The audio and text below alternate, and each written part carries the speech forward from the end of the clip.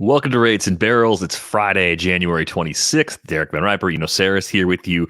Part 3 of our outfield preview. And we're going right into the outfield preview. No detours today, which is nice after the day everybody was having on Thursday. And yesterday we closed things up partway through ADP tier number 9. We're in the late stages. We're around pick 300 right now as we look at players at this position. So continuing right where we left off yesterday, we're looking at a group that includes Parker Meadows, Sal Frelick, Giancarlo Stanton, Will Benson, Alex Verdugo, Willi Castro, Jake Fraley, second part of the banner, and Brent Rooker. You didn't know. Doesn't know how many banners there are that are from the same group. So it's a long group. It's like 9 more players that are all just squished together near this pick. I have 2 big favorites in this group.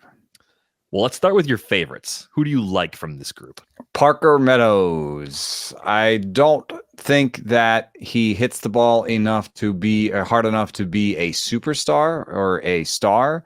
But I do think that he hits the ball hard enough to be a major league player and to have maybe average-ish power. What's nice about that is he has average-ish contact, average-ish patience, average-ish power, above average speed. So it's the kind of thing that will translate, I think, to maybe a 2.5, 3-win player in sort of wins above replacement terms. A player that should play every day, I think, given his defensive abilities, and a player that could approach 2020 for fantasy owners. The batting average is a question, but given his speed and the fact that he doesn't hit 50% fly balls, I think that the BABIP projections, which are under 300, are low. So I would say like 260 2020 is totally possible for this guy, maybe 250 2020.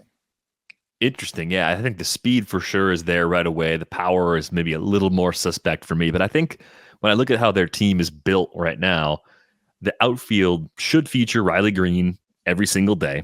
Mm-hmm. Parker Meadows a lot, and Kerry Carpenter probably a little more in the DH mix. So you've got Mark Canha playing at Akil Baddoo. Maybe Matt Vierling gets out there once they bring up some of their infield prospects. But it does look like there's a world in which Meadows is at least a big side platoon guy with a little more because of the glove. I do think this is a good pick. So you like him more than Kerry Carpenter? We talked about Carpenter a little bit on yesterday's show. Do you think Meadows has more categorical balance? I think he's yes, I think so. I think that he is the best center fielder on the squad. And if he's the best center fielder, I guess you could do some stuff where Riley Green plays some center, but Riley Green is a lefty. So I don't think there's a natural platoon fit for him. I don't think you want to run out Matt Vierling in center to keep Parker Meadows on the bench against lefties. Right. So it's kind of that rule, that shortstop rule we talk about, where, if you've got a young guy who can play defense well there, you kind of just stick him there. Like, I don't think you really want to platoon in center field. And so I think they just stick Parker Meadows there. I think for the most part, they stick Riley Green there.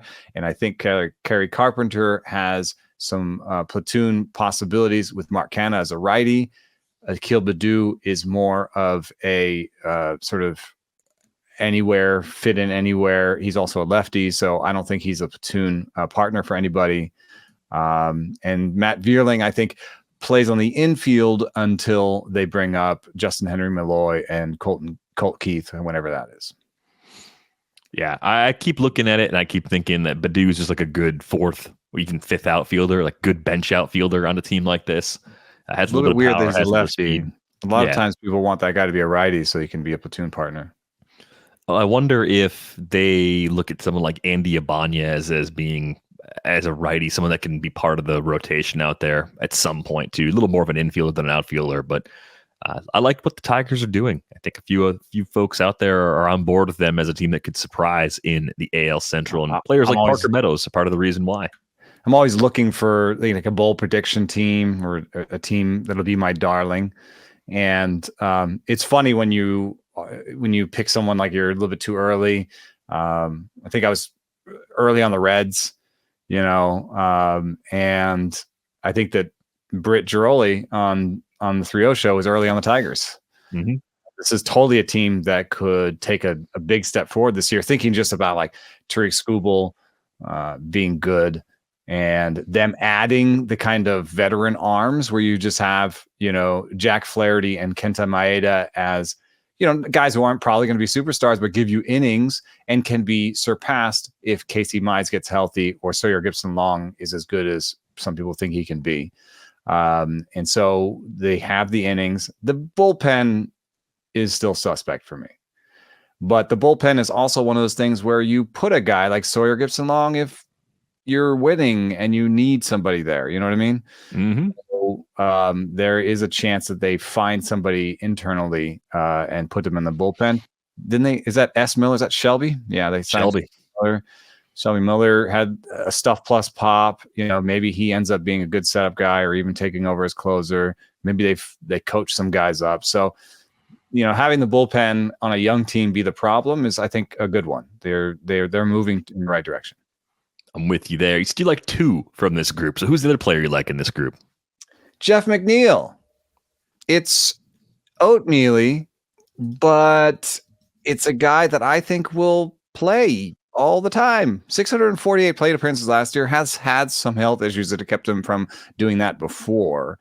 But I don't know if it's for trade or just because they think he's their best option.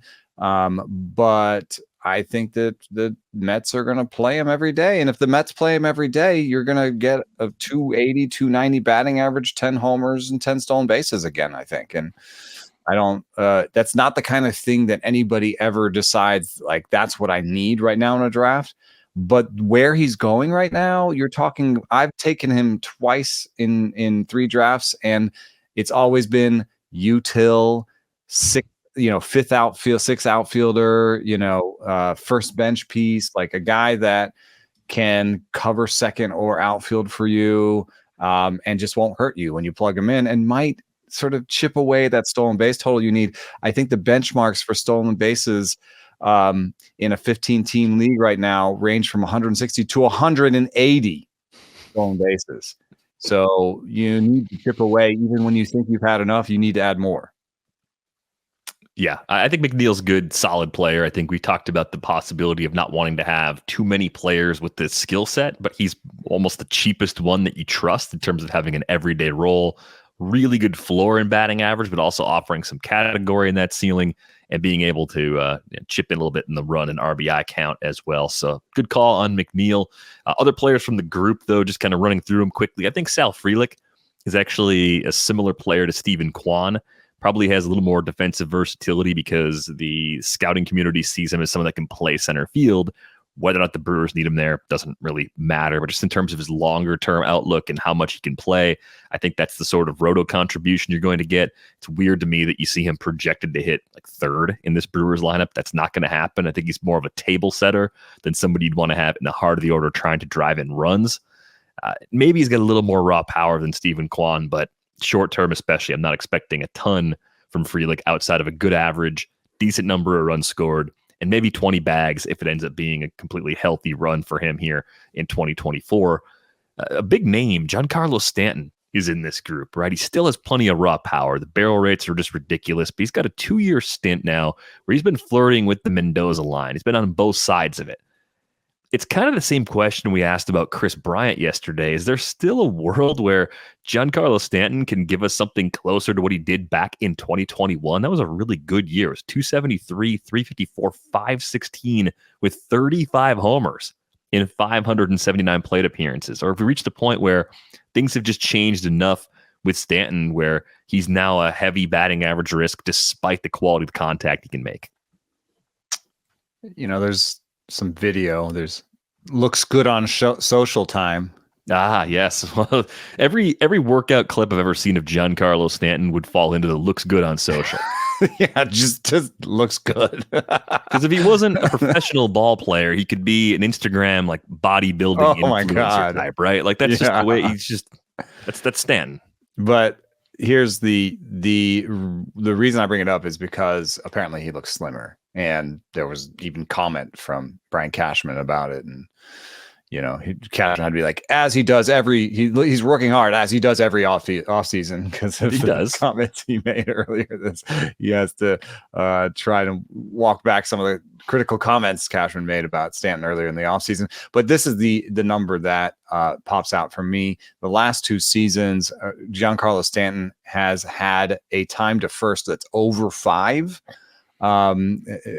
seconds, and that's 4th percentile in the big leagues. Oh yeah, it's like when you hear like 40-yard dash times from the NFL Combine and someone runs one over 5. Yeah, exactly. Like, that's not good. He's among the catchers right now. Maybe a slimmer one can run. The reason that is important, I think, is that's a big departure from where he was before. I mean, literally before 2022, he was 13th. And if you go back to 2019, he was 55th percentile. So it's been a really quick drop in speed. And if you look at 2019, his BABIP was 420. Oh, it was a really small season, but his BABIPs were 300 and above. His BABIP for his career is 307. He hits the ball super hard, so you'd expect him to run at the upper edges of his BABIP. His BABIP the last 2 years is 227 and 210. I don't know that that's going to get better. I mean, when you use a projection system, the projection system is going to look at all the other BABIPs that came before and be like, yes. And maybe there's even an adjustment in the projection system for sprint seed because you see 270, 259s when he has a career 307. So there has been some adjustment in the projections. But what if he just doesn't go back? What if he's just a 230 BABIP from now on? And if he is, then he's a 200 batting average guy. And it reminds me a little bit of the conversation around Josh Donaldson, where Donaldson had the barrel rates and the max EVs and was able to hit it hard, but can't hit for the same batting average anymore, probably because he's slow. Yeah, you lose a bunch of other skills, and that one standout power skill becomes less valuable. So it sounds like you're not necessarily in on the discounted Giancarlo Stanton. I mean, maybe if you're chasing power, there's a case for it, but not a must-get sort of player in the range. There's a team context, too, which is just, I mean, they'd said Jason Dominguez is not going to come back and take center field. But if Stanton is running a 200 batting average and it looks like a guy who's just going to hit 20 homers, have a 300 OBP, and be thrown out at first base a lot, and Jason Dominguez is healthy, then you could easily see Dominguez coming up and playing the outfield, maybe taking center field back, pushing Judge to a corner, and Verdugo or Soto, who both don't have good defensive numbers, playing some more DH. Yeah, and that would come at the expense of Stanton, of course. Now, Verdugo goes in this group too. I actually like Verdugo just for roto purposes. I think the question when he was acquired by the Yankees was, will he take advantage of the short porch? The more I look at where he hits his home runs, the more I think he will. I think it's going to be maybe a small nudge from the low kind of 12 to 14 range where he usually lives in home runs to 16 or 18, in part because I don't think he's a everyday player. I think he loses a little bit of time with the crowding there. Trent Grisham's going to play some, and they're going to DH other guys. So I just think Verdugo, but Trent Grisham's not going to take time against lefties. He's not going to take time against lefties, but maybe I also defensive don't know replacement and stuff. Yeah, I just think there's a few ways Verdugo leaks some time, and with more crowding there, it's a different situation. But the per game numbers could actually tick up a little bit. So I think this is solid value here as a guy that should be good in average, probably gets you a little more power and gets a little boost in runs and RBIs as well, because that Yankees lineup is improved. He'd probably be a little more valuable for fantasy purposes if it was flipped and he's a little bit more like Quan with speed over power. But, this is still a guy who can help you. I think, what do you think the average home runs per slot is over 25? So, right now I think it is, because I was thinking I want to hit about 280 homers in a 15-team league with MI and CI and 5 outfield. So I think that's 20 a spot then.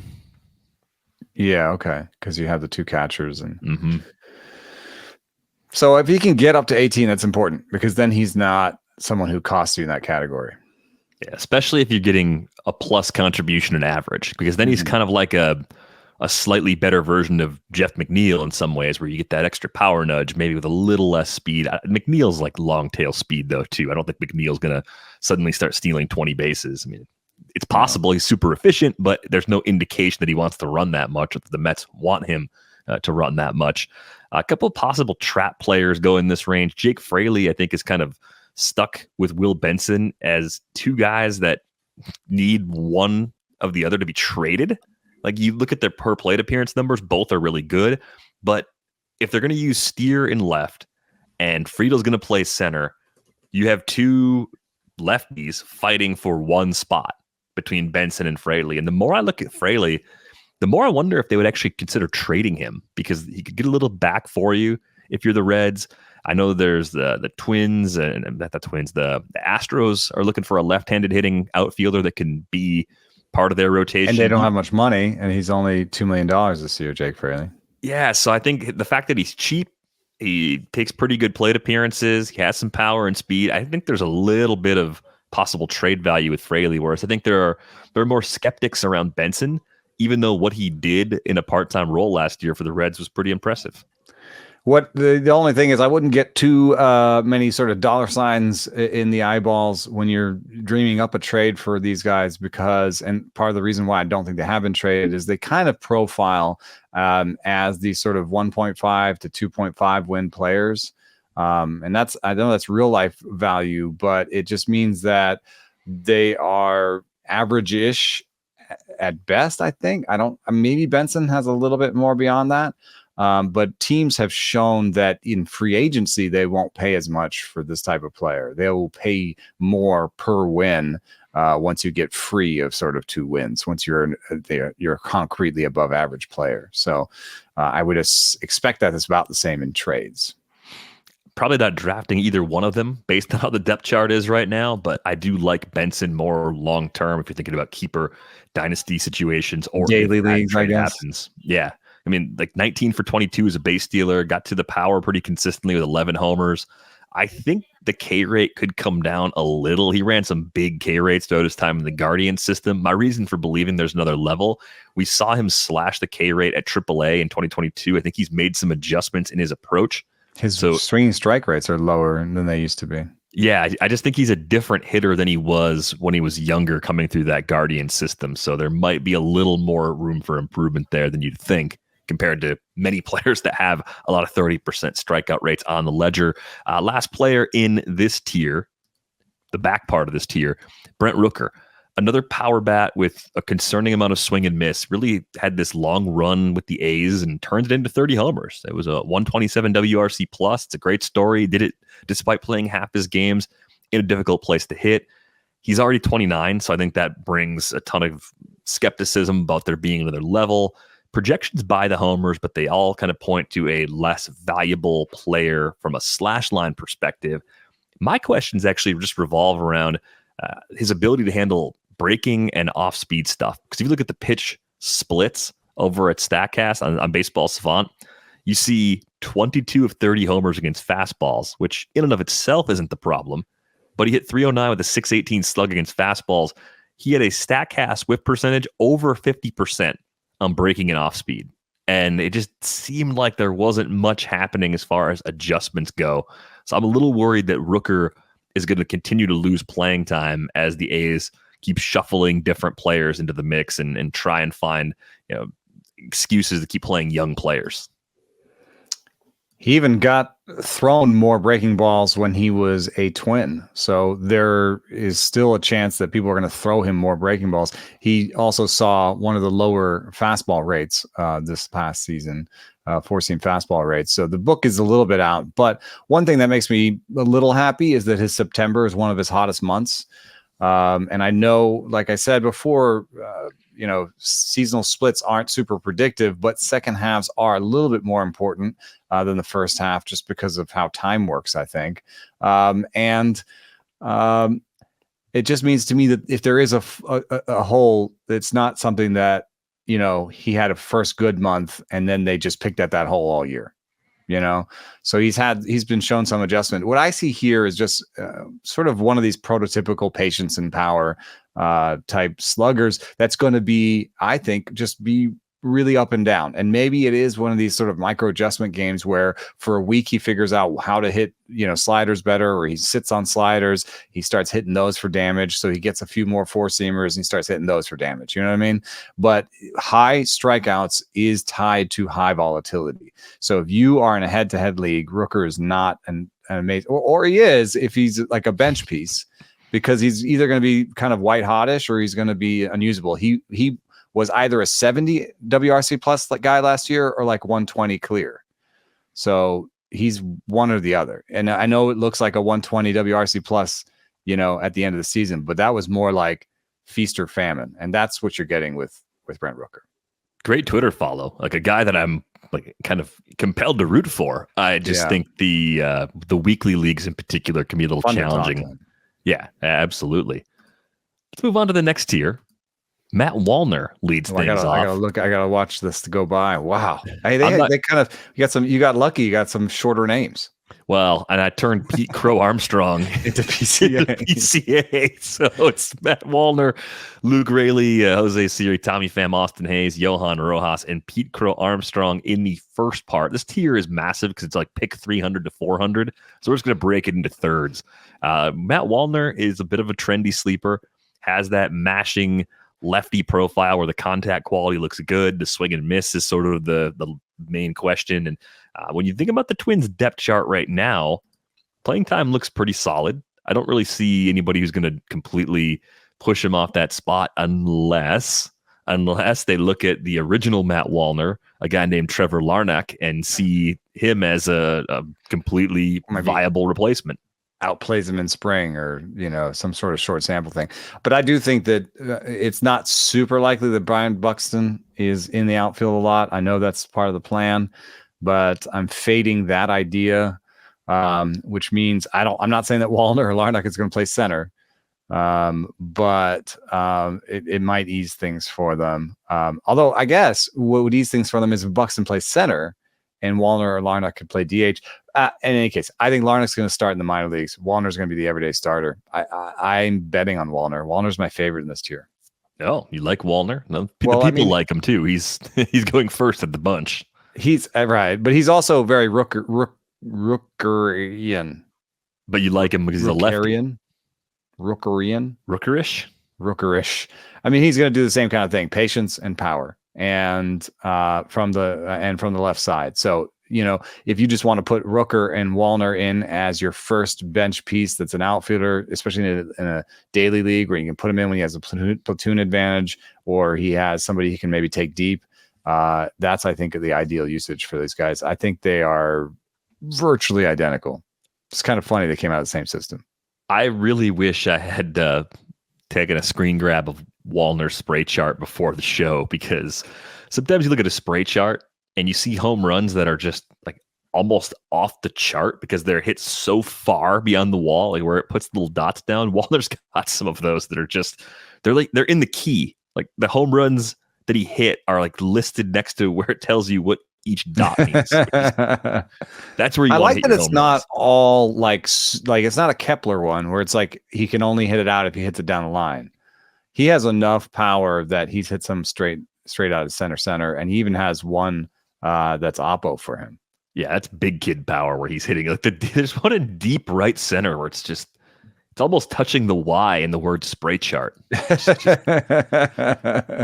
When you break the spray chart, I mean, that's a 19% barrel rate and a 116 max EV. I guess he's a little bit better than Rooker. So if you want to take him after Rooker, let the league tell you where Rooker goes and then take Wallner. Why not do that? Well, yeah, I think this comes back to how many players like this can you put on one roster? Like, can you have of your, let's say you're going to roster 7 outfielders. Like if you have Nelson Velasquez, can you also draft Matt Wallner on the same team? Or is this you mean like on a fantasy team? Yeah, like one from the bucket is the appropriate approach. Can you get away with 2? I think you do what major league teams do is just have one. Have one, yeah. It's like the driver in your golf bag. Just have one. Just hit it really far. Dodgers have Max Muncy, right? Yeah, I guess so. Do they have another one? Not really. No, they I think it's one is a good rule. Raley gets traded from Tampa Bay to Seattle. Do you think what we saw last year is actually sticky for him in terms of skills? I mean, that was a relatively surprising performance, just in the sense that we didn't see him get a chance to play during his time with the Dodgers. And the thing that stood out to me the most is it wasn't just power. It was the 19 homers, but he was 14 for 17 as a base stealer. So you get that 30% K rate, but you get a good barrel rate underneath it. Decent walk rates in the past at a few stops, so maybe there's a little more room for growth there. I'm curious what you think about his playing time. Playing time the same, possibly going up with the Mariners? Possibly going up. They need power. They don't have a natural platoon partner for him in Cade Marlowe? Marlowe and Dominic Canzone. They're all lefties. All lefties. And so Taylor Trammell, is he on the 40-man still? Taylor Trammell, also a lefty. He's still there. Oh, he's also a lefty. For some reason, I had him as a righty in my head. So Dylan Moore is a righty. Dylan Moore is the righty. He's still there. So maybe Dylan Moore is more of an outfielder instead of an infielder. I don't know. I think he actually plays a fair amount. The only reason I'm kind of out on Luke Raley is that I don't think that the projections correctly account for the offense suppression in Seattle. And I think his BABIP will be lower than the 300 that's projected for him. And so I could see him having like a 220 average and being kind of Dylan Moore-ian. So you got two players like that. At least they fit together in the platoon. That's kind of nice. Other tough player for me in this group is Jose Siri, because you can watch him and you can see the good. And he's pretty fun to watch, but I've never had him on a team. I had him in the same kind of league where I actually had Brent Rooker, a deep keeper league, and they were both sort of in and out of my lineup, and it was really hard to figure out when to play one and when to play the other. The final results, 25 homers, 12 steals, and just 364 plate appearances. Yeah, great power speed combo, but a 222, 267, 494 with a 35% K rate. It's probably a case where the tools, other than the hit tool, are all really good, and the hit tool is just not quite good enough for him to get over the hump and become more than a semi-regular. What do you think? So I ran the auction calculator, 15 team, 5 OF. What do you think Jose Siri was worth? You can either say top X outfielder or some sort of guess of the dollar figure. $8. Zero. Exactly. Or 40 cents if you want to be more exact. I like the precision. 40 cents. That makes no sense in a dollar minimum bid, but but it's not just the average. It's because the playing time was under 400 plate appearances. There was only 58 runs and 56 RBIs, and I think unless you're in a daily moves league where you could throw somebody else in on all those days to boost those numbers, that really works against you. So there could be a difference here between weekly and daily. A deep daily league might be the place where you actually want to have Siri just to pile up the cheap power and speed. Play him against lefties, but the reason for his plate appearances being low, what was it? Because if it was injury, I mean, he's a righty, so 364 is a little bit high for we just played him against lefties, right? That's kind of a 50 plate appearances too high for just playing against lefties. So there was some injury, was there? What I was thinking, they played Josh Lowe in center. I'm looking back at this right now. Who was actually playing a lot of Lowe center played field? 14 games in center. How about Margot? Did Margot? He's also a righty though, and he was hurt too. So here's where I get this information for anybody who wants to look these things Margot, up. 21 games in center. It's the defensive lineups tab on the Baseball Reference team page. I find that to be one of the easier layouts to deal with. So center field playing time for the Rays, 92 starts for Siri, 49 for Margot, 12 for Lowe, 9 for Raley. Raley played center field, started 9 games in center field. And was otherwise a first baseman or came to camp a first baseman or something. So he played 25 at first. He played 17 in left. I just basically Cody Bellinger. 35 in right. You're being a little mean to Luke Raley. I am. It's not nice. I'm not trying to be mean. Sorry, Luke Raley. Siri, I don't think it was an injury. No. From what I don't remember him having an injury. I'm looking back so to see. let's say it is sort of keeping him more towards lefties. Then on this one, Johnny DeLuca is a righty as well. And Josh Lowe is the lefty that could play center. Do you think that they've come up with enough in Johnny DeLuca and Richie Palacios to make Siri a backup center fielder and put Josh Lowe in center as the starter? I think they still want to play Siri out there a little bit. Look at his defensive value. 9 outs above average, big time arm. I think you say we can punt one spot at the plate when the defense is that good. And I think Siri meets that criteria. The injury he had wasn't September. Like 3 spots at the plate.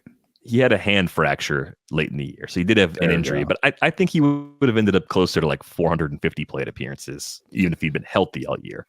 I think still, he's kind as of a righty, it's hard. Even in daily leagues, you're like, okay, I'm going to have this guy on my roster to start mostly against lefties and then otherwise tank my batting average. I don't know. It's a tough use case. There's somebody somewhere listening being like, he's perfect in this league I've got. Yeah, well, that's nice if that's the case. But I'm having a hard time feeling good about it. Now, what do you make of Tommy Pham? He gets all the way up to 22 steals last year. He was 22 for 25 as a base stealer. He popped 16 homers, got the barrel rate back up to double digits again, second time in 3 years that he's done that. It seems like it's 1 year deal after 1 year deal at this point, and he just kind of finds a way to exceed expectations. Yeah, I know he's spending a lot of time this offseason trying to up that pull rate, up the and turn more of his oppo barrels into pull barrels. That's been a little bit of why he's underperformed some of his slugging numbers. Last I heard, he got a tip from Evan Longoria about how to pull more of his fly balls, and Mongo has been decent in that category. So you look at these sort of incremental gains in pull rate and kind of want to dream on a time in which he pulled more of his fly balls and hit for more power. I think that was I looked it up before, but I think the most pulled fly balls he had, I think, was in 2018.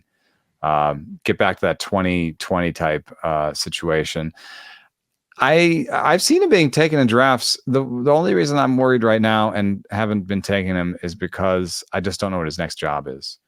And we saw him sign with the Mets into kind of a murky depth chart where he wasn't going to play every day. And I kind of see him doing something similar again. He might play his way into 481 plate appearances this year and into value at a 256 batting average, 16 homers and 22 stolen bases for Pham. He could do it again, but it just makes it harder when you're only given 450 plate appearances. Yeah, I keep looking for decent teams that have some weakness in the corners. Maybe Pham in Anaheim ahead of Mickey Moniak. It'd be bad news for Joe Adell, but at this point, I just think we're not really expecting a whole lot for him. That could be a possibility. We haven't heard many rumors on Pham.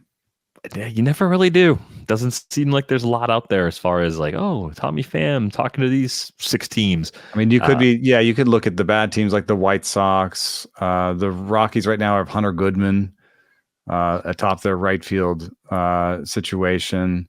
How about the Twins? How about the Twins as a righty that can get into that playing time mix where they feel that they can, maybe even as a Kepler replacement, sign Pham for a similar amount of money or a little bit less, and trade. You think you can trade Kepler? Maybe there's something there. I was looking at this for the 3-0 show, and we never talked about it. But I think the reason Kepler hasn't been traded is similar to what I was talking about with Fraley and Benson.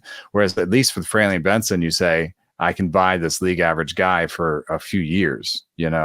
With Max Kepler, you're getting a slightly above league average guy who's paid $10 million and is only under contract for 1 year.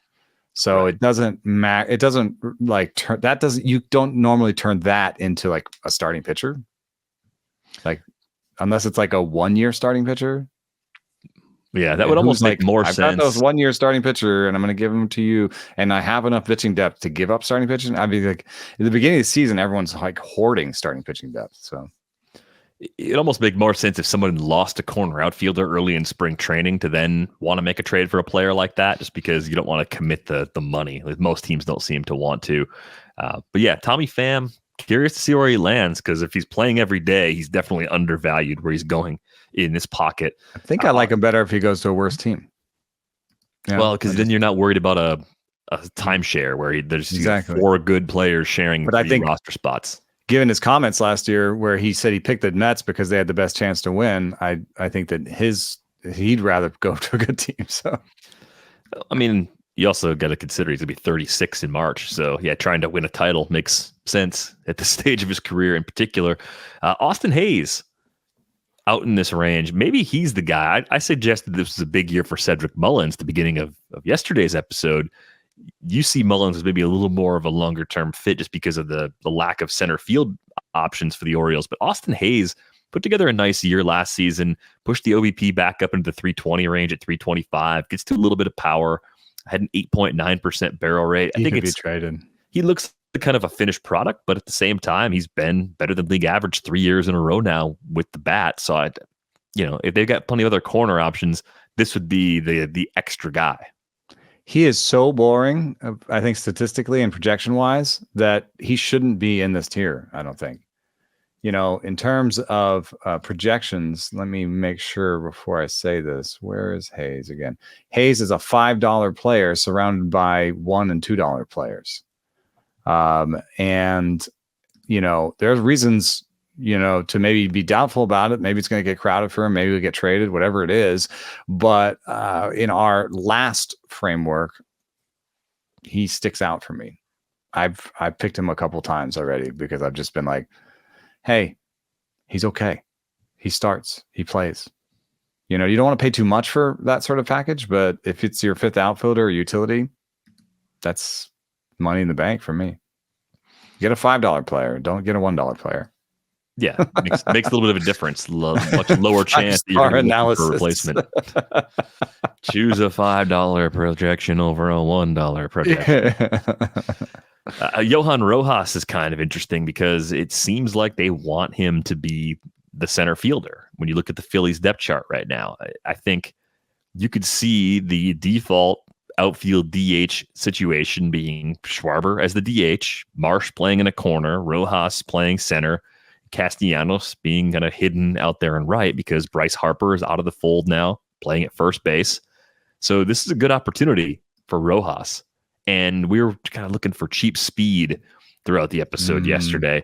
This might be some cheap speed that's available even later because there's a little more risk that comes along with it. This is a guy that jumped over AAA last year, actually looked pretty good at the plate relative to expectations, had a 342 OBP. The 5 walks against 42 Ks and 164 plate appearances, that gives you a little bit of concern, but there's definitely speed. He was 14 for 15 as a base stealer in just 164 plate appearances, and there's a little bit of pop there as well. He could improve his strikeout rate. He never had a strikeout rate above 20% in the minor leagues, and he never had a swing strike rate as high, or I guess since rookie ball, he hasn't had a swing strike rate as high as this one. And I think swing strike rates in rookie ball sometimes they must have a different definition. Like they sometimes are real outliers. So I would say, for most of his minor leagues, he was like an 8 to 10% swing strike rate guy. Now he's 13% in the majors. It could just be because the majors are better, but I could see him improving his strikeout rate. I don't think he's going to hit I think he's a 0 power guy. And so I'm a little surprised that he's going ahead of Marsh. And I think that I prefer Marsh because he fits my sort of like get a little bit of everything and don't take zeros in any category approach that I generally have. Marsh is also projected to once again improve his strikeout rate. So there is, some possibility of a career year from Marsh at 26 years old where he combines his best raw power and barrel power with this new strikeout rate and gives you something like a 280 2020 season. I mean, Rojas is not going to do that. And so I'd rather have Marsh. I think I'd rather have Marsh in the short term, but I think Rojas is being a little undersold in the long run. I like that Fangraphs has a 55 to 60 future raw power grade on him. He's not getting That's to it in amazing. games consistently. What? Yeah. With the 107 max EV last year, I guess it was only 164 plate appearances. Maybe we're going to see. I mean, the way I'd start believing that is if he hits the ball 110 next year. Right. I would just keep an eye on some of the underlying numbers to see if you get improvement. 9 homers in 76 games at Reading. I know that's a very hitter-friendly, for power purposes, environment in the minors, but there's a little bit more there. You at least get speed right away. And then you look at the defensive stuff. We talked about it with Siri. How about a 9 for outs above average? That's for a guy that wasn't even playing. He played a third of a season, and he was that good in center field. So I think there's going to be a lot of playing time there. Might be the kind of guy that I like for NL only leagues as one of my last outfielders, right? Makes up some ground and speed and maybe does just enough to not hurt me in batting average. Yeah, and drafting holds like a pretty good 7th outfielder or something, 6th outfielder where, if you lose a guy in your starting lineup that has speed, this could be your replacement, One thing that I do think you're right about the playing time, because I know that the Phillies, it's been very obvious that the Phillies have been trying to improve their defense over time from when they 2 or 3 years ago had one of the worst defensive teams of all time. And so they've been, working on this, trading for Marsh, bringing up Rojas. That's all part, having Stott at second base, and it's all part of moving these guys. Like if Schwarber's contract is up, they could move Harper to DH and Baum to first. If there's a way to improve their defense. It's been a slow march towards respectability for this defense, and that's why I think they're going to prioritize Rojas in center. Right now we have Rojas on the Fangraphs depth chart 60%, Marsh 30. I think it's going to be much more like Rojas 80%, Christian Pache 20, or Rojas 90%, Christian Pache 10. Mm-hmm. Could definitely see that happening. As far as Marsh goes, we saw some growth overall. I mean, the OBP jumped up to 372 because he walked more than ever last season. He did bring the K rate down to the low 30% range. Previously, he was closer to 35%. Still showing pretty good barrel rates. Chased a little less outside the zone. It was 12 homers and 10 steals with 472 plate appearances. Do you think we could get 15-15 with a slightly lower batting average if he gets more playing time? Like, is that a fair ask of Marsh at this point? Yeah, and I think there's a breakout potential in there. I really do. Everything's been moving in the right direction. Pull a little bit more, a little bit more, a little bit more. Hard hit, max EV. It's been a little bit more up and down, but there is this chance where he can put together this K rate with his best batted ball statistics, and I think get to a 20 homer ceiling. Well, I don't know about the steals. It doesn't seem to be like, he's going to ever steal 30, but I think there's some breakout potential here. And if you're looking among the other guys, breakout potential is worth buying. That's why I have Marsh a little bit ahead of Rojas. Especially when you don't have to take the playing time downside to get it. A lot of players that have breakout potential could spend some time at AAA before they get that opportunity. I wonder what the Cubs are going to do with Pete Crow-Armstrong. I mean, it's PCA on your screen if you're wondering what PCA is. Pete Crow-Armstrong, one of the top prospects in that organization. I think from the day he was drafted by the Mets, he was one of those guys that they said he's going to play above average center field from the day he shows up in the big leagues. That's a great starting point, because if your glove is ready before your bat, some teams have enough of a need where they say, let's go. I know Mike Tauchman was a nice story last year, but I don't think Mike Tauchman's good enough to block Pete Crow-Armstrong. I wonder if he becomes a spring training helium player if he just goes off in the Cactus League and has a nice run of 15 plus games in Arizona. The signing Cody Bellinger would be a big step backwards, but they have had a long shot at it, and I kind of think Matt Chapman's a better fit for them.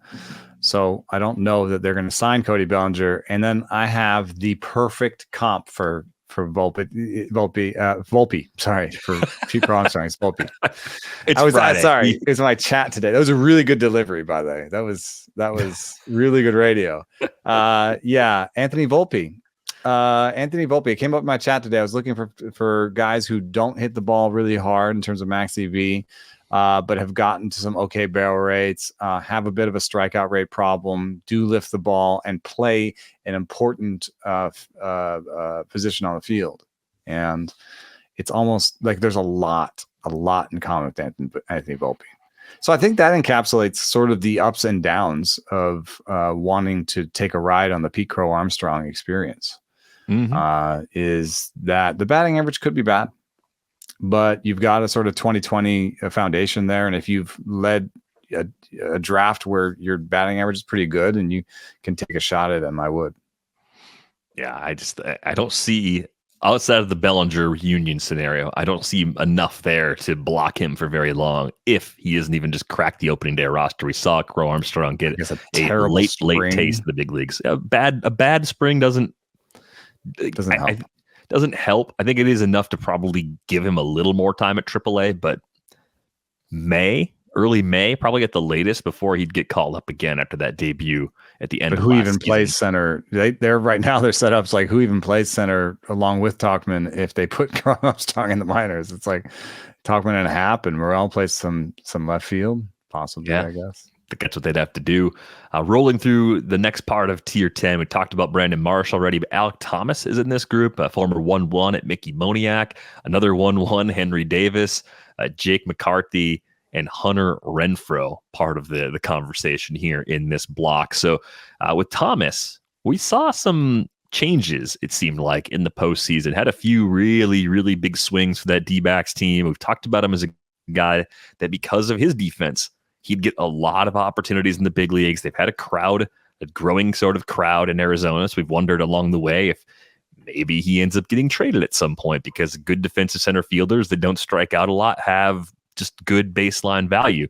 The big knock on Thomas continues to be an elevated ground ball rate, 55% last year for the season.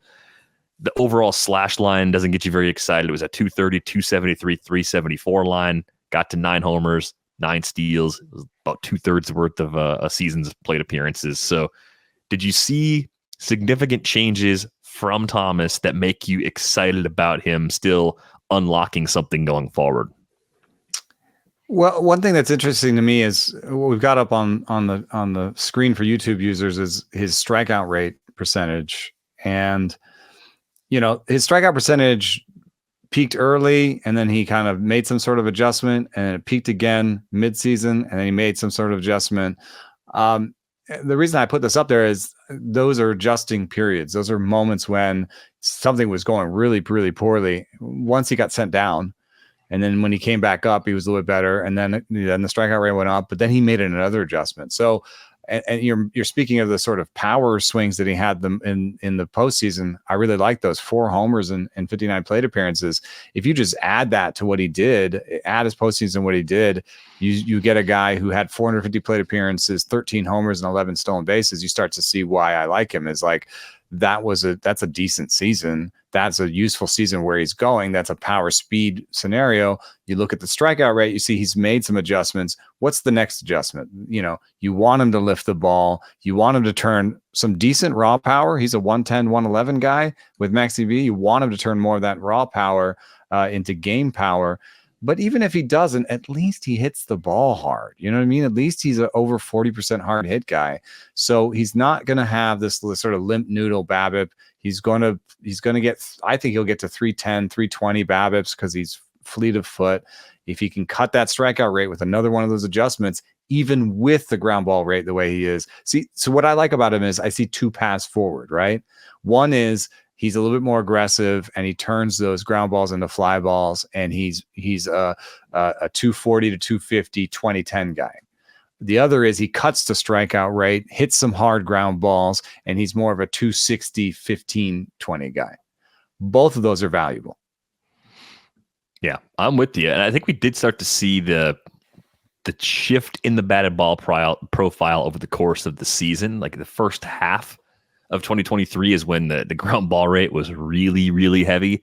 Over the course of the year, he started to lift the ball just a little bit more. So I think there's enough there to take another chance on Thomas. It's kind of similar to the Brandon Marsh, like does a little bit of everything, has a few ways to get better. Being a few years younger, maybe there's a little more room for growth still with Thomas, relatively speaking.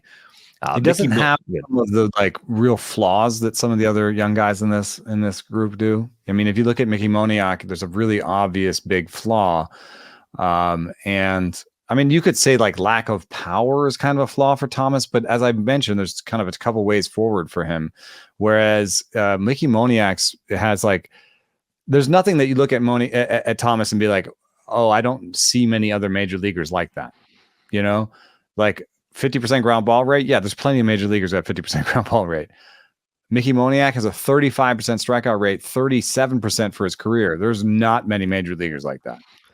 He kind of, and you pair it with a 4% walk rate career, 3% last year. Like this, that is minus, that is 20 grade plate approach. It's really bad. I mean, it's the same kind of strikeout rate as Jose Siri and walking half as much and not playing nearly as good of defense as Jose Siri plays. So I don't see it at all with Mickey Moniak as far as why the Angels keep wanting to play him. If you want to have him as your last outfielder on the bench, that's fine. But when you have a depth chart and he's atop a spot, you're doing something wrong as an organization. That's an opportunity for an upgrade. And right now, it looks like he's going to platoon potentially with Joe Adell in right field. That's a really, really weak combo. And you might say to yourself, well, he's a lefty. He's going to get the larger part of the platoon. And if you ignore some of the real life numbers on this projection and you say 240 hitter, 20 homers, 10 stolen bases, why wouldn't I buy that for as cheap as it is? I would say the reason you don't is that the real life projection is so bad that what you pointed out is true. It's a place to upgrade. And, you know, the real life projection for Mickey Moniak in this large side of a platoon averages out to about 0.3 wins above replacement. And I don't know why today has been the wins above replacement pod, but I do think it matters when you're talking about super depthy guys. You know, when you're kind of on the depth chart and you're kind of trying to imagine you want to buy playing time here. And so you might think you're getting big side of a platoon. I'm buying playing time. What are you talking about? You know, Mickey Moniak's going to play. You know, not too many guys get it through the whole season with basic replacement level line. No, I agree with that. And I think with this situation, like you could look at Trey Cabbage and say, what does Mickey Moniak do that Trey Cabbage can't do? And Cabbage has shown, I think, a really enticing power speed combo at AAA, albeit old for the level. So he could lose time just in his share of the split without even having the Angels add anybody to the playing time picture. Or if Joe Adell takes a step, then Adell could take some time against righties. Like there are ways he could lose playing time with no transaction. So I think the projections are way off on volume with Mickey Moniak. I think he's over projected and he's not a good late target, even though the projections might lead you to believe that you could get away with it. There's a nice little group that starts here with Henry Davis. We've talked about Davis a couple of times. He came up on the catcher preview. I think he'd be fine if he didn't pick up catcher eligibility, but he will pick up catcher eligibility. There's been some videos going around. He's working out at Driveline, trying to add more bat speed. The thing that's compelling to me about Davis, Eno, is just that he hasn't had full seasons in the minors. He's had a few injuries that have cost him time, but when we've seen him, he's been really good from both a power and even a speed perspective, chipping in a surprising amount of steals. Doesn't seem to strike out a lot, controls the zone. I like that he's putting in this extra work. And in the debut, the process stats of the debut were pretty good. The K rate was under 30%, right? Almost at a 10% walk rate. Bear rate was 7%. It's not bad. He wasn't chasing excessively. There's a lot to build on here with Henry Davis, and especially when you throw catcher eligibility into the equation, he's definitely going to hit enough to be a useful second catcher, maybe even enough to be a good single catcher league guy. I think he's probably good enough to be even a fifth outfielder for 15-team leagues that make you start five, and he's not even being drafted like one of those right now. Yeah, it's interesting when you have like the Alek Thomas, he has two ways to get playing time. You know, I don't know that I love his bat path. You can see it a little bit. Some of the ground ball rates are a little bit high, and it's touch and go there. But there is not a 50% fly ball rate really, and there's no 50% ground ball rate. So it could be a line drive stroke.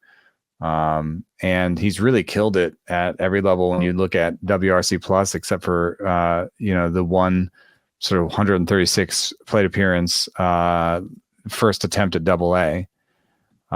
He's projected to be above league average. He's projected to have good defense. He's going to play the catcher. So the real life stuff lines up way better than Moniak's, which is, they're going to play him. Worst case scenario, he's a traditional catcher all year, doesn't get the extra outfield playing time, and settles in at sort of 430, 440, which would make him a little bit harder to play as an outfielder, right? Because you'd have those things where you're like looking, especially on a weekly league, you're looking at it and you're like, oh, they got 4 games in this half week. And then he's a catcher, so he just sits for 2 of them for no reason, Right. But as a sneaky sort of catcher play, love it. In a daily league, I like it. And in this tier, I think probably him, Thomas, and Marsh are my favorites. Yeah, I look at Jake McCarthy, who shows a ton of speed, continues to do that, had a nice, surprising kind of little breakout in 2022. Did it in a partial season. I was nowhere near drafting him last year. I just thought there was way too much risk. That played out the right way. So a rare, smart avoid for me. He's not a bad player, right? He doesn't strike out that much. He was pretty patient even in 2023 as a part-time guy. But it's just speed and maybe defense over everything else, skills-wise. He looks like a 4th outfielder now, though, especially because they just added Jock Peterson as a DH, right? So they don't have that extra spot where they can rotate guys through. You look at the way Arizona's built, it's Gurriel playing every day in left. It's Thomas playing every day or close to it in center. Both Thomas and McCarthy are lefties. This was the problem last year. This is why I didn't like McCarthy, is that there was a redundancy on the roster. And then, of course, Corbin Carroll is your everyday right fielder in this default configuration. So I think the best path for Jake McCarthy is being traded to a team that has more opportunities in the outfield. I don't even know if they want to do that. They might like him enough to just keep him as their 4th outfielder. Yeah. As you march towards respectability, and that's faint praise for, the National League champions, but as you get better, you make these decisions. It's almost like taking a starting pitcher that has been trying to be a starting pitcher and then moving into the bullpen, right? I think with a 26-year-old who's shown these, some of these flaws, kind of doesn't have the same power as Alek Thomas, probably doesn't have the center field defense as Alek Thomas. You start to say, well, let's put him only in positions to succeed. So that means he's going to platoon.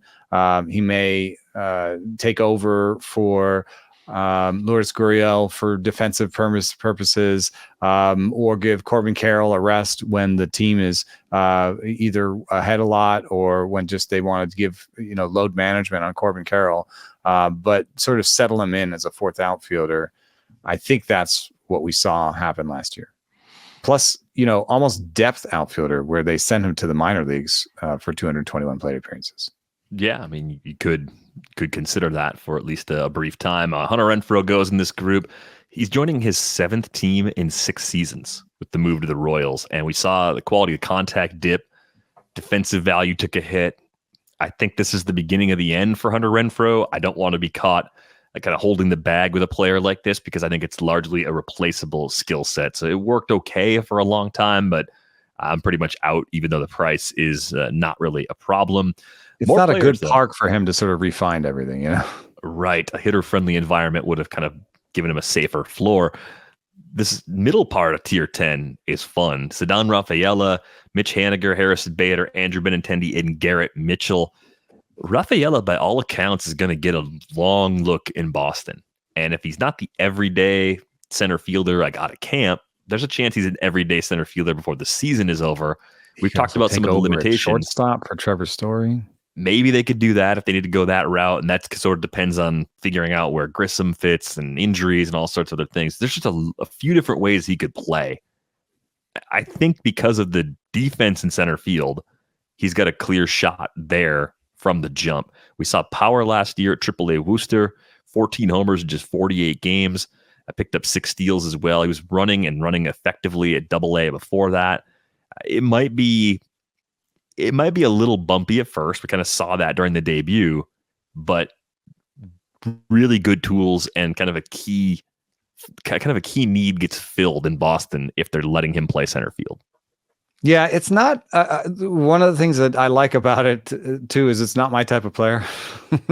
It's like I don't usually love players with a swinging strike rate in the minor leagues of 15 to 17%. He's going to have trouble, I think, with the strikeout rate.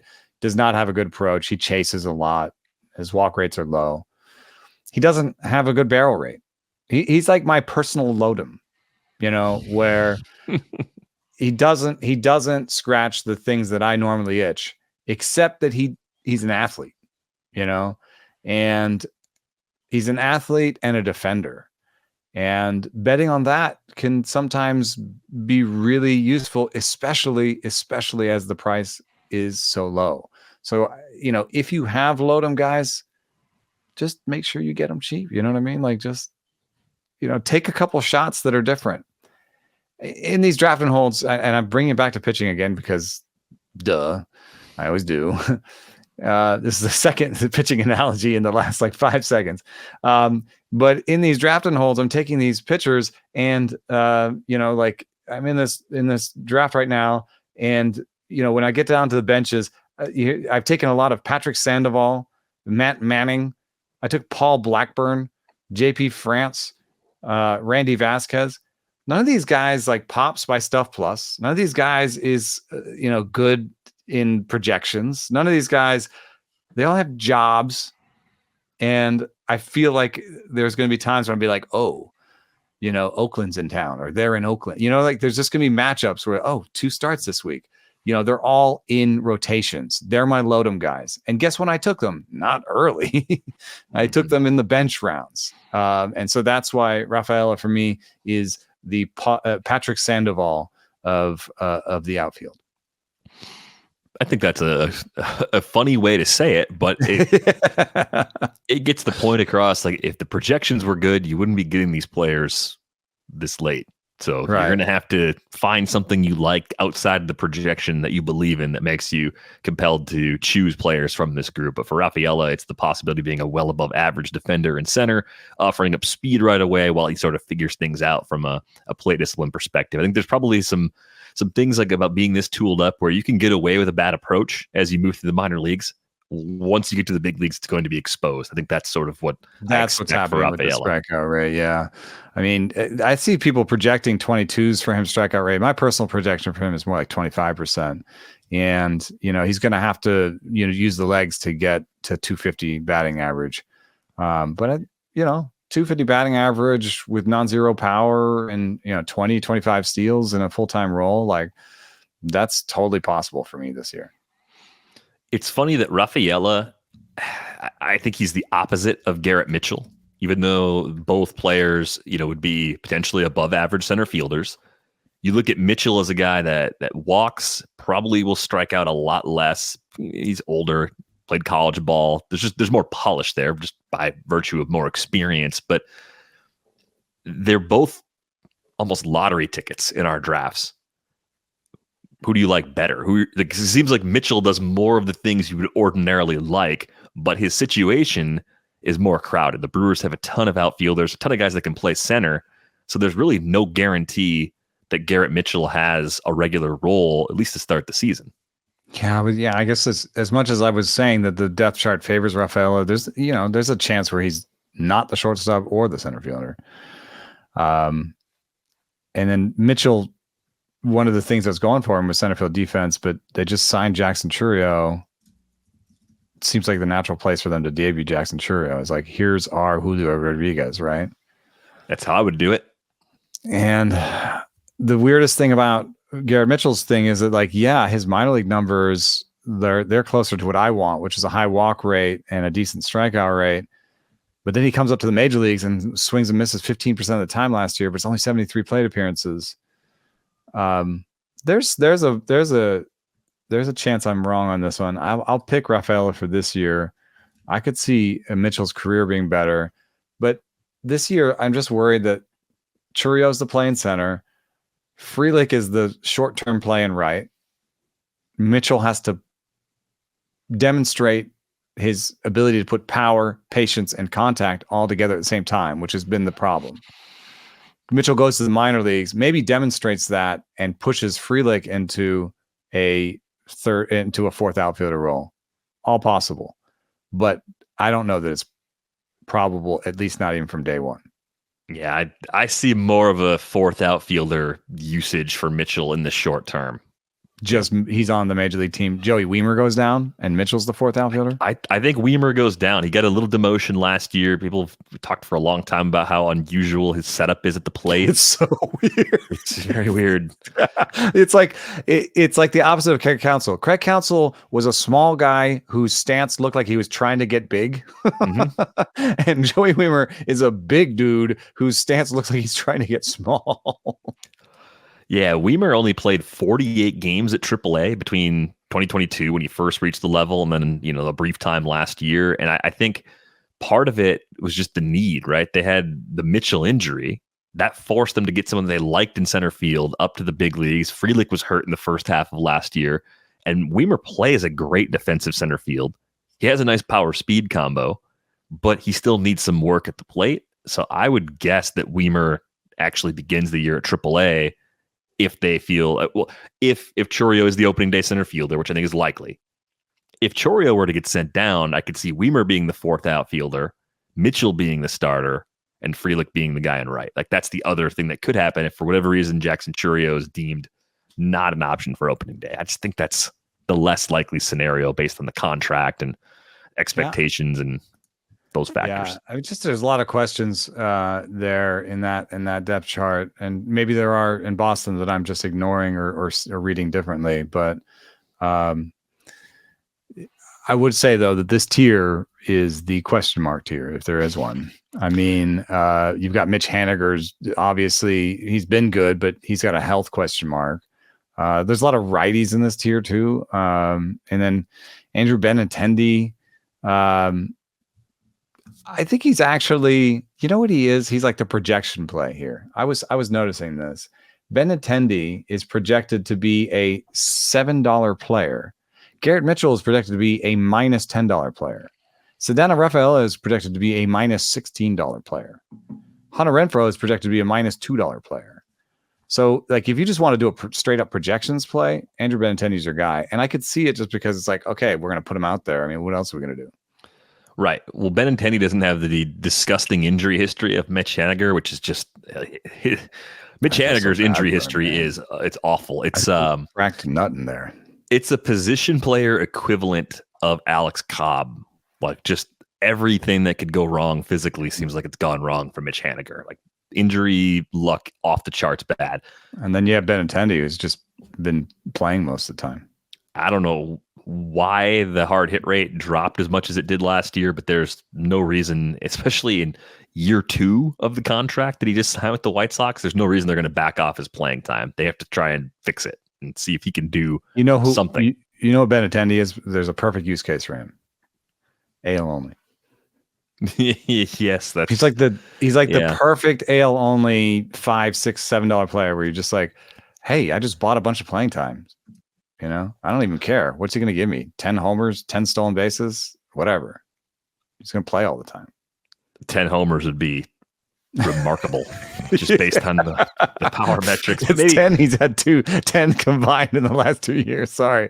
Yeah, well, he's projected for 10, which is kind of funny. But even if he just gives you 7 homers and 10 stolen bases and a decent average in an AL only situation, is great. In 15-team draft and holds, also pretty good guy to have on your bench, because it's just a guy who won't, like, he'll hurt you, but he won't hurt you too bad. And so you just put him in, but you don't put him in when you don't need to. What are we doing with Harrison Bader? I mean, 20 steals last year and just 344 plate appearances, 17 for 20 the year before that with 313 plate appearances. We know the glove can carry the playing time. If he ever stays healthy, especially in the new rules, he might be one of your late sources of bags that comes through. I don't know if we're going to get all the other skills mushed together the way we'd hoped, but if, let's just say, he's a 20-ish% K rate guy who walks 5% of the time, doesn't hit the ball as hard as he did earlier in his career, but he gets to 500 plate appearances, 8 to 10 homers with 30+ steals actually seems possible. It's like the Starling Marte package, but like a low batting average version. And lighter version. Yeah, and it's also a similar case to Benintendi, which is like there is some playing time there as the center fielder in New York. Like it's there for him if he's healthy. And there's just a whiff of upside here because it's still there. if I was his hitting coach, I mean, his raw power hasn't dipped that much from earlier in his career. If I was his hitting coach, I would say something very simple, which is when you used to hit the ball hard, during that time, you were, 10% better than league average with a stick. Since you stopped hitting the ball hard, you've been 25% worse than league average with a stick. Like, I don't know what you're looking at. If you're looking at batting average to make your decisions, then you're making a mistake here. Your slugging percentage has dropped almost 100 points since you stopped hitting the ball hard.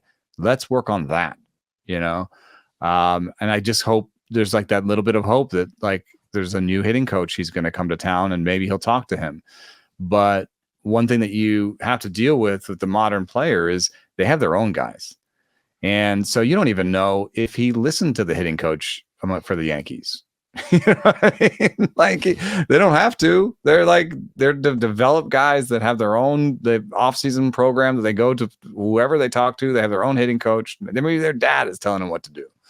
So, I think whoever's telling Harrison Bader what to do has told him the wrong thing. And maybe there's an outside whiff that, this new team will tell him the right thing. Also hard to work on things when you're struggling to stay healthy too. When you're hurt, yeah. Yeah, you're just trying to get healthy enough to contribute rather than trying to change things about your swing and your approach. All right, so we've ended tier 10. And I could have made more tiers. Good God. But I stopped because I thought at this point, what's left? You're just throwing darts. So this is like from beyond pick 400. So rather than list off names, which I am not going to do, we're just going to talk about players that are interesting that have not been discussed in the outfield yet.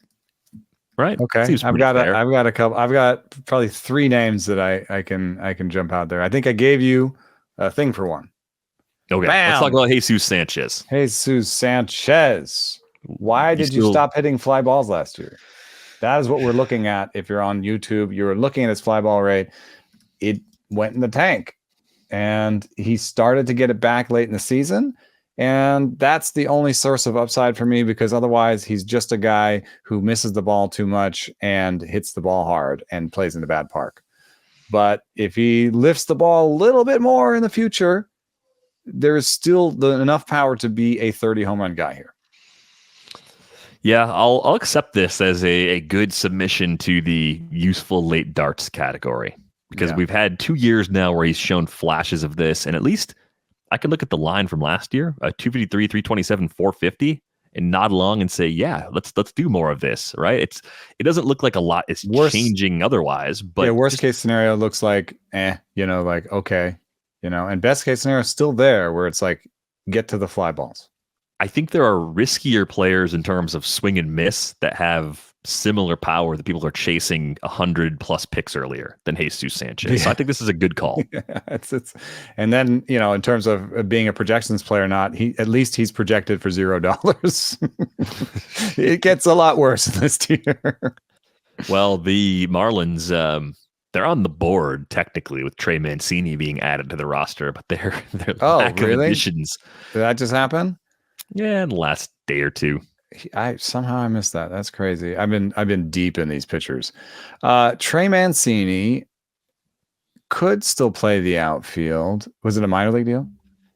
Yeah, I think it was. It's not showing up on yes, the it's an NRI. Yes. Okay. Yeah. No guarantee anyway. They've got Bell atop the depth chart at first and DH, so can't quite do both. No, you can't split him in half, even if he's a switch hitter. So I guess there's a chance that Mancini makes it in that grouping. Yeah, try that, Shohei Ohtani. Try to play 2 spots.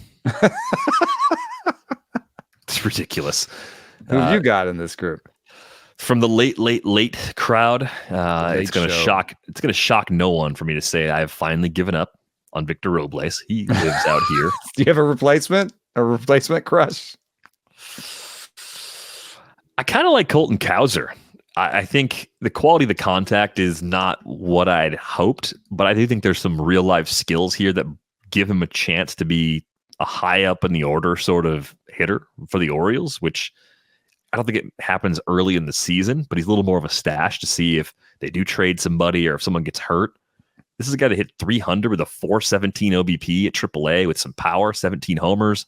Uh, 110 max EV down there. Yeah, like the hard hit rate was good, even though the barrel rate was kind of bad in the debut. He makes pretty good swing decisions. I almost wonder if his strikeout rate's high because he's too passive, just doesn't swing enough. There's some called strikes there, but then that's offers an opportunity for him to become a little bit more aggressive and have a little bit fewer walks, but fewer strikeouts and more power. Yeah, so I'm still like wondering what the true power ceiling is, given where the barrel rate started. But I think there are enough quality skills there where he could end up being good. It seems like I'm kind of into the Orioles all knocking on the door. Like I'm drinking the Kool-Aid now, even though I wasn't necessarily sure 2 years ago that they were going to find a way to turn all these guys into at least regulars in the big leagues. So Cowser is someone that kind of stands out to me a little bit in this group. I've been wondering if we could get some mileage out of Hunter Goodman as an option in Colorado. I think it's kind of like him and Brent Doyle. Listed him as a place to improve. Yeah, true. Or just give him the job. I mean, just give him the job for a year and see what he can do for a full year. He's 24 years old, and he barrels and he hits the ball hard. So find out what his true talent strikeout rate is and just play him. Yeah, I think my hesitation is, do I trust the Rockies to do the right thing? No, I generally do not. They don't see, it doesn't seem like the right thing comes easily to them. I do wonder also, was their trade for Nolan Jones a sign that they have a different philosophy about strikeouts now, that they're okay with collecting them, or is there only a certain amount of strikeout guys you can have on the roster, or is that how they feel? And so would they feel badly about putting Hunter Goodman into a lineup that Nolan Jones is already in, and getting two guys with 30% strikeout rates in there? Yeah, fair question. I keep looking at the way the outfield is built right now. So assuming you're going to play Chris Bryant and Charlie Blackmon when they're healthy, one of those guys is going to DH, one of them is going to play a corner. That leaves the two spots, center and the other corner, open. Jones plays one of those spots. I think you just got to play Nolan Jones at center. I'm not sure that Brenton Doyle is good at baseball. Well, okay. I mean, the baseball things. Is he an athlete? Is he faster than me? Yes. Does he play baseball better than me? Yes. But is he a pro level baseball player? I'm not sure. I mean, you're talking about 20% swing strike rates in the minor leagues for Brenton Doyle. Yeah, that's really, really high. But this is another Jose Siri kind of question. Oh man, yeah, because he can run fast and because defensively, defensively, it makes sense at center field. There's power, there's speed. There's a really, really flawed-looking approach. Is this an argument against Goodman then? Because now it's three guys with a 30% strikeout rate. And in fact, combined, they might have a 33% strikeout rate. If you put them all in an order, you just always get one strikeout. Oh, Colorado, why do you do this? Yeah. Yeah, so I guess I'm intrigued by Goodman, but I'm not convinced they're going to let him just play. So Sanchez, I think, is a great call. Bouchard had a 33% strikeout rate last year. I don't think he's quite as bad true talent. No, I don't think so either. Johnny DeLuca, I think, is also sort of interesting to me just because, what are the Rays really going to do? It comes up every time they make a move. Which of the guys have they brought in are actually important to them? And DeLuca has shown his power and speed. Playing time. How will they meet out the playing time? I'm always where the plate appearance is going in Tampa. Johnny DeLuca's never had a K rate above 20% at any minor league stop. He's shown patience. He's shown in-game power. He's been efficient as a base stealer. It's like choose your own adventure. There's some way or combination of ways that he can be pretty valuable, and he's a lot less blocked. And I mean, I'm optimistic about Richie Palacios too. I just think they target these guys in trade for a reason. Some of it's the flexibility with roster stuff, being able to have minor league options. So you might not even get these guys right away, depending on how they. Yeah, we talked about how DeLuca, Palacios, and one more person have one option left. Right. Once you're in there, even. Yeah, you're part of that. We have options crew. Nothing's really guaranteed. So Luke Raley did not have an option last year and made the team, and they did a lot to try and help him make the team. It it got a little tight at times. Like is he going to make the team or not during spring? And then he had a great spring, and they were like, he doesn't have options, so he's going to make the team. I'll throw another name your way. Estevan Florial. I think he's a flawed player. Sorry, that was a visceral response. This is like endgame outfielders. I didn't think it was going to happen for him with the Yankees, because it was clear they had plenty of instances where they needed outfield help due to injuries during the time that he was in AAA, and they didn't turn to him. They gave him 11, 17, and 19 games over 3 seasons as like an up and down guy. Yeah. With Florial, we did see improvement over his time at AAA. It used to be kind of like the empty calorie power speed results at that level, where you'd see like a below average WRC plus, even though you saw a 25 homer pace, 25 steal pace. Used to do this kind of thing. Yeah. And last year and in 2022, even though there were still a lot of strikeouts, it got a little bit better, right? There's more power there. And some of that's just being a little old for the level. But why'd the Guardians go get Florial if they're not going to play him? This is a team that basically gave Will Benson away last winter. Could have just played him. Traded Nolan Jones away. Could have just played him. They must like him. And it comes back to, how many ways can you be useful as a fantasy player? Estevan Florial has a few ways to be very useful to us if he's getting playing time in Cleveland. And I suppose that center field depth chart is a little bit soft, given that Miles Straw over the last 2 years has been almost 40% worse than league average with the stick. Yeah. That's part of your thinking. It's all glove. All glove. You could just play him against lefties, sit him mostly against righties. And one of my favorite guys in this tier is in direct competition with Florial, maybe, is Ramon Laureano. I just like Ramon Laureano from a projection standpoint, really. I think that the tools are still there. And he's projected to be above average with the stick by most projections. So I think that they're just going to stick him, just having anybody who can, be above average with the stick is enough to play every day in that outfield, I think. So I think it's Laureano and Kwan playing most every day in left and right. But I will give you that center field is still kind of an open discussion with Miles Straw at the top of that. I don't know if George Valera is ready yet. He's going to enter the discussion at some point. Will Brennan is part of this picture, but he's not my favorite player.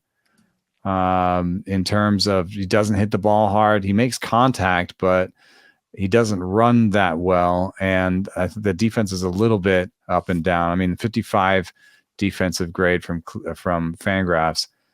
Will Brennan's part of the picture, but for me, the winners are going to be Laureano and Kwan, and whoever can play center and beat Straw offensively could push Straw to defensive replacement. Just be a little more interesting, Cleveland. It's all I'm asking for. Just I do. We had a reader feedback where we've been talking for a long time about Cleveland's attitude of, make contact first, hit the ball hard second, seemingly, or attract players that make contact and see if you can coach up the hitting the ball hard. It hasn't been working for a while, and the total offensive production in Cleveland has been bottom shelf for the last couple of years, even though they've been top of the league in contact rates and best in league in strikeout rates. So I do think it's fair that Cleveland should look internally a little bit, especially after the Nolan Jones trade, to wonder if maybe there's room in their player development process and in their acquisition process to take a couple big boppers that may have strikeout concerns and so on. Maybe they've just found that that's a bad fit for their park or whatever it is. But the only person that really fits that bill on this team this year is Gilbert Arias. And he's seemed to be slotted for a backup role. Yeah, so Arias ends up being I don't have enough shortstops in draft and hold. I need someone else who's shortstop eligible who will play in the very, very, very late rounds. That's what he's become. I don't know if he'll have a spot to call his own, but I think he will move around enough to kind of scrape together a semi-regular role. I think Rocchio is the guy at short, as we discussed on the shortstop preview. But who else? You said you like 3 guys out of this group. Who else are you targeting from the late group? Who's my third guy? It is Edward Olivares. Oh, you're in. Who was finally freed from the clutches of Kansas City.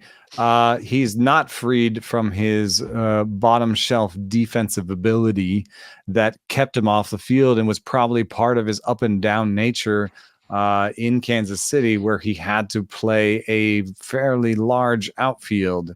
And, I guess that was enough to not play him. Pittsburgh has a small right field. Maybe they think he won't hurt them as much as he might hurt a different team. Or maybe I've also looked at Edward Olivares' defensive charts, and he's been much worse, I think, going backwards. So maybe they think there's a new place that they can position Edward Olivares to kind of fit his flaws better. And in any case, I think that Pittsburgh is fairly desperate for offense. And here's another guy who actually can hit the ball hard, has had some okay barrel rates. And maybe they even feel they can coach up the barrel rate because it's good raw power with 111. Never really got it better than a 7.9% barrel rate last year. What if they think they can get him to 10% barrel rate? They can undo some of the bad he does with the glove. If this is a guy who is going to play every day, he can hit 275 with 20 homers and 15 steals. That's really good where he's going. Doesn't have to do that to even make value from that point. But I do think he has to beat out Josh Palacios, Ji-Hwan Bae.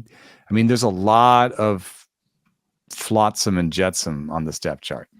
Palacios is a lefty, so that's the only kind of skill that really works against him. of that platoon. Yeah, but Palacios is also 28, and like in his best season, had an 83 WRC plus last year. Yeah, I don't think there's a lot to get excited about there. I think Richie Palacios is the Palacios of interest to me rather than Josh Palacios, even though you could see the possible path on the depth chart. Dylan Carlson, you said something about Dylan Carlson yesterday, so we'll talk about him later. Is it someone you like, or is it someone you've given up on?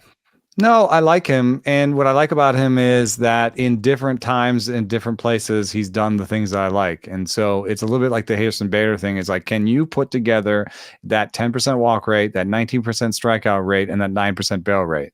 Is that possible? Even the 7% barrel rate. Can you do all 3 of those things at one time? Can you walk and chew gum at the same time? Because if you can, then I do think the defensive ability in center field could be good enough in the short term to maybe even upend Tommy Edman.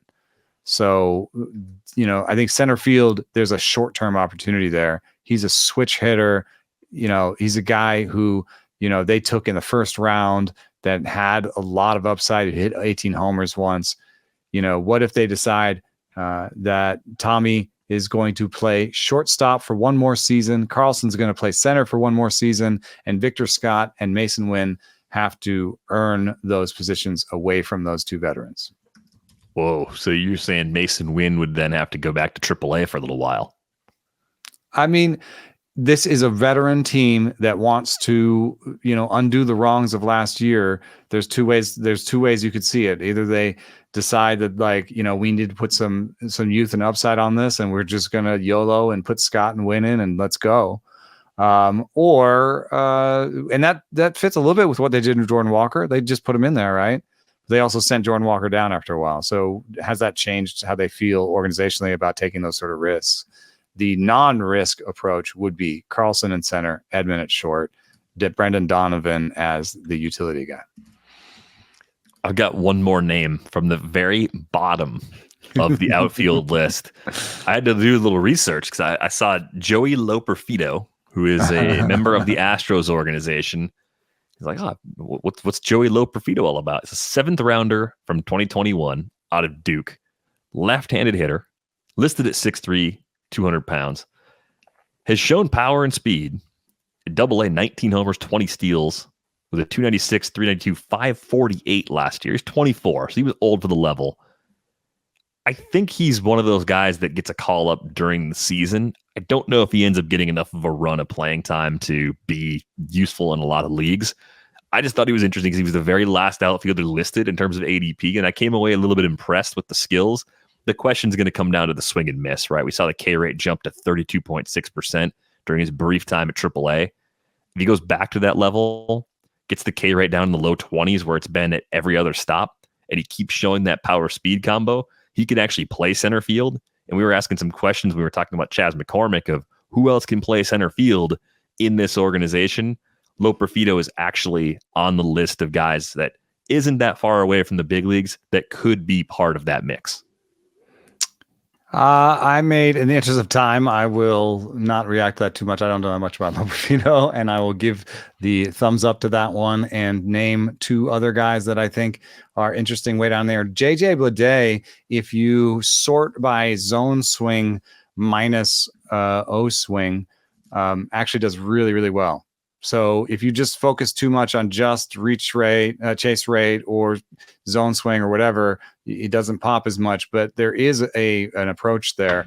He has an obvious hole, which has, people have been trying to feast on fastballs up against him, and he developed this sort of slappy McSlapperson approach to the high fastballs, where he just sort of threw his bat out there and tried to make contact with it. It hasn't turned into anything great yet. But if you've got a sort of nascent approach to the biggest hole, you've got a good plate discipline, you've got great numbers at high A, you have decent contact, really good walk rate, okay enough raw power. It's a lot of sort of, different things that are okay about him, and it seems like there's a lot of opportunity. So that's one thing I like. And what I have done just now while we were recording is I paired JJ Bleday and Lawrence Butler in the 40th round, because I have the 14th pick. I was able to go bing bing, and I paired them. And the reason I like that is that I think that there's a little bit of a pairing there in real life, in just that at some point they'll stop giving Bleday chances, and when they stop giving Bleday chances, they probably start giving Butler chances. And I don't know that either one of them you want to rely on to start the season. And they're very different. Butler is a little bit more, not a great approach, but has hit the ball harder, has had barrel rates, and has more speed, a little bit more of a kind of athleticism over approach kind of package. But with the two of them, I'm hoping that I have scored a starting outfielder in the big leagues. Yeah, I think if I could only take one, I would actually take Butler. I'm glad you brought him up, because I was just thinking about him when you were talking about Bleday. I'll be the basic B, as you like to say today. I think the age to level improvement from Butler last season was really impressive. He's a 22-year-old that split the season between AA, AAA, and the big leagues. He got the K rate under 20% for the first time in his professional career. He did that at both of those stops, walked a healthy amount, was really efficient as a base stealer, was getting to some power. The contact quality metrics during his time in the big leagues really weren't terrible. 9% barrel rate for a 22-year-old rookie is pretty good.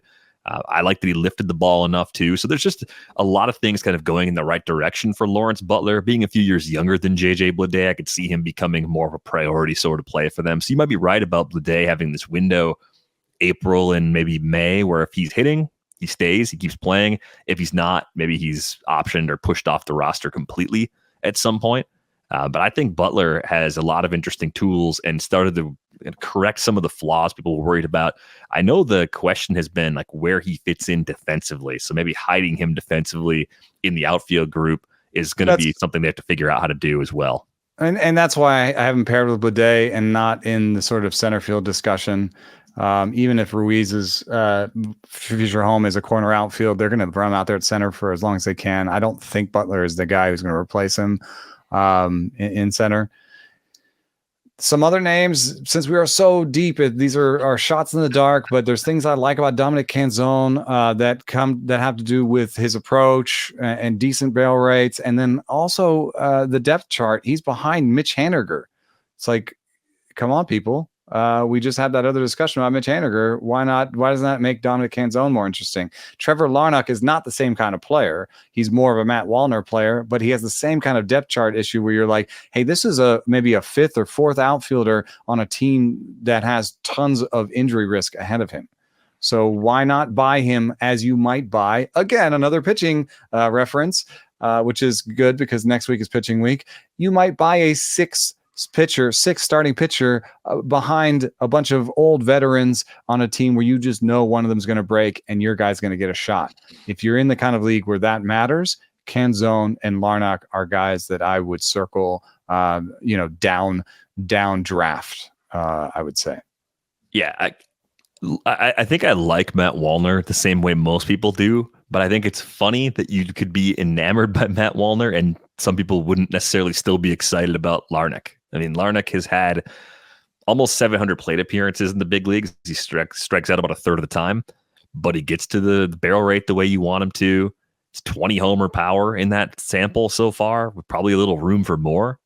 I think I will forever laugh at the graduation line on Fangraphs that calls him a bit of a lug.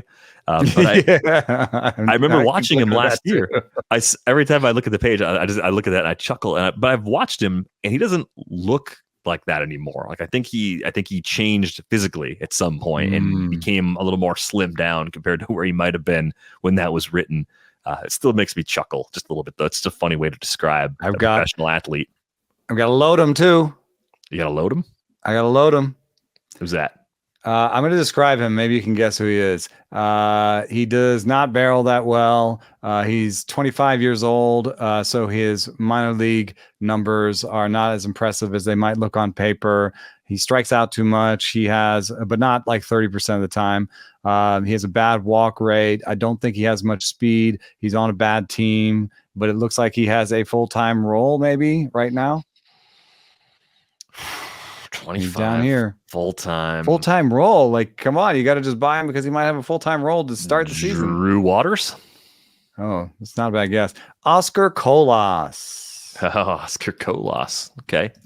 I mean, he hits the ball 114 too, so like, there's some upside in there, but I can't really circle anything other than that 114 and say this is why I like him. He's projected to be 15% worse than league average and not be a good defender. So it's, I don't know that it's a long-term play. It's not a guy I'm going to acquire in Dynasty unless he's super cheap or it's like one of those restocking drafts where everyone's already kept 500 players and for some reason Colas is out there, then I'll take a shot at it. I don't have to play him on defense in my team. But it's two things. Not only is he atop the depth chart for a starting role, one of his main people taking playing time away from him is Eloy Jimenez. So, right. So you're looking at the injury bug. Yeah. So I don't know. Oscar Colas goes too low for me. Yeah, he definitely looks a lot more like a DH than someone who's going to be in the outfield. But at the same time, they are bad. Take a chance. Yeah. Play him. It seems like this is the time where they just feel like, okay, you got a year. Let him work on it. It was an interesting year at AAA in the sense that, the slash line looks pretty good. Hard hit rate's okay. It was league average, though. And the improvement with the plate discipline could have been the result of the automated balls and strike system, right? So I think you have to look at that and say, okay, yeah, maybe he's not a little more patient. Maybe he's still the same guy we saw at AA. I get it. I don't. There are tools. You should play guys with tools when you're bad, and they are bad. So I'll accept this as has a chance to play a lot sort of submission to the end of this show. Do you have any other thoughts on the outfield? I feel like we've been talking about the outfield for like 5 hours this week. I'm done, man. I would just say that just generally, I don't want to wait on outfield too long because the top guys are still the top guys, but there does become a moment when you're trying to look at like, I'm going to draft my third outfielder now. Right. And then let's say if it's 3 outfielder league, that means you cut yourself off from opportunity. Because there's so, like you just heard us at the end being like, and then this guy, and then this guy, and then this guy, So I feel like, with the when you fill in the 4th outfielder out of 5 outfielders or the 5th outfielder out of 5, you could wait there because there's going to be a lot of, if not now this guy, then that guy later. We haven't come up with a good acronym for that yet. On the other hand, we have some submissions that I'll review between now and Monday. So hopefully for pitcher week, we'll have something. Okay. But no, I think what it is like you see the other positions dry up a little more than the outfield. It's just because there's so many more outfielders, and no matter what combination of skills you're hoping to find, there's a better chance you'll find it in the very, very late stages at this position than you will at some of the others. Yeah. I mean, for example, in the 600th pick of this draft and hold, I just took, I've just finished up taking up JJ Bleday and Lawrence Butler, who I feel actually pretty okay about. I also have some needs on the infield, and I'm looking at Ramon Urias, who's like pretty definitely a backup, Santiago Espinal, Jacob Amaya, I just gave everybody my board. Addison Barger. Yeah, Addison Barger. I feel okay with giving people my board because the names are so bad that it's like, okay, fine, you took that guy from me. Yeah.